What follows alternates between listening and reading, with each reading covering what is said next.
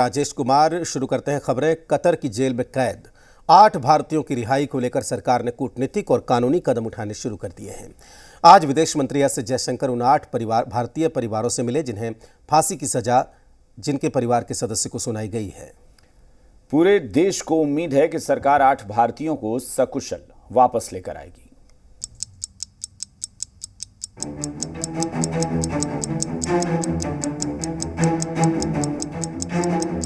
जिस तेजी से वक्त आगे बढ़ रहा है, भारत के 8 परिवारों की बेचैनी बढ़ती जा रही है।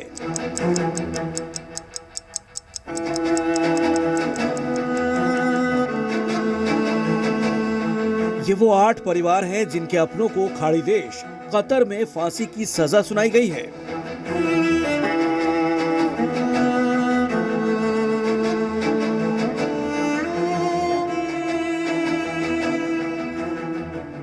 सोमवार का दिन उन सभी परिवारों के लिए उम्मीद की नई किरण लेकर आया जब विदेश मंत्री एस जयशंकर ने दिल्ली में उन सभी परिवारों से मुलाकात की।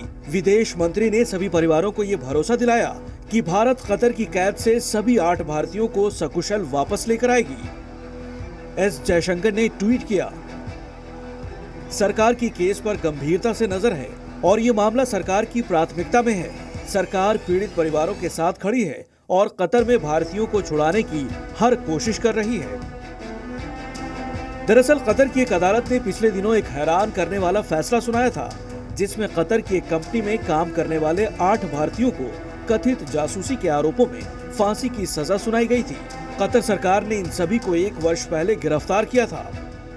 Every effort is being made by the government to ensure that we take up through the legal course and find relief for our personnel. अब सरकार उन सभी भारतीयों को छुड़ाने के लिए राजनयिक से लेकर कानूनी रास्ता अपना रही है। भारत के पास कानूनी तौर पर अभी क्या विकल्प हैं, ये भी जान लीजिए। भारत सरकार सभी 8 भारतीयों की तरफ से कतर के अपीलीय अदालत में 15 दिन के अंदर फैसले के खिलाफ अपील दाखिल करे। कतर की ऊंची अदालत कोर्ट ऑफ कैसेशन में अपील करे, या तो ये भी हो सकता है कि सभी 8 भारतीय व्यक्तिगत दया याचिका दायर करें।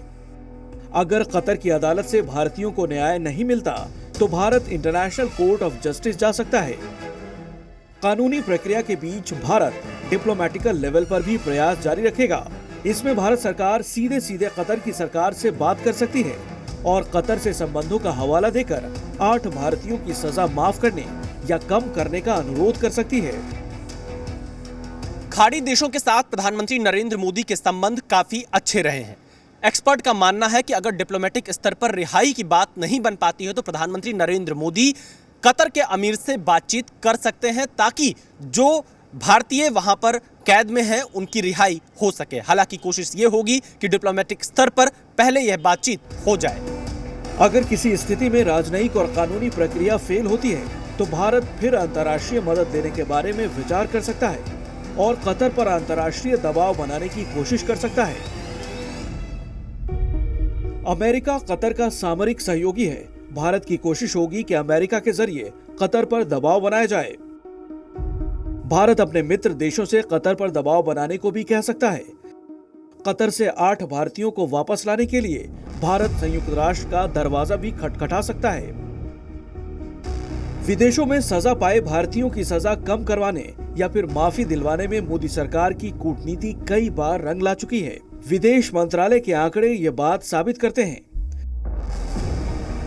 साल 2014 से अब तक 4,597 भारतीयों की विदेश में सजा या तो कम करवाने या फिर उनकी सजा माफ करवाने में सरकार कामयाब रही है। ये आंकड़े बताते हैं कि बीते 9 सालों में विदेश में मुश्किल में फंसे भारतीयों की मदद के मामले में सरकार ने कितनी गंभीरता से कदम उठाए हैं। कतर भी विदेशी नागरिकों की सजा में कमी कर चुका है।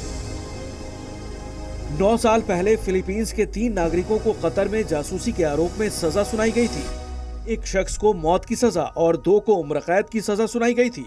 लेकिन फिलीपींस सरकार की कोशिशों से मौत की सजा को उम्र कैद में बदल दिया गया था और उम्र कैद की सजा को 15 साल की सजा में तब्दील कर दिया गया था। 18 दिसंबर को कतर का नेशनल डे होता है, जिसमें कतर के अमीर शेख तमीम बिन हमाद कई कैदियों को रिहा करते हैं। अब दुआओं और उम्मीदों के साथ सरकार की कोशिशें रंग लाईं तो बहुत जल्द भारतीयों की सजा कम होने पर अच्छी खबर सामने आ सकती है। विशाल पांडे और प्रणय उपाध्याय के साथ ब्यूरो रिपोर्ट, जी मीडिया।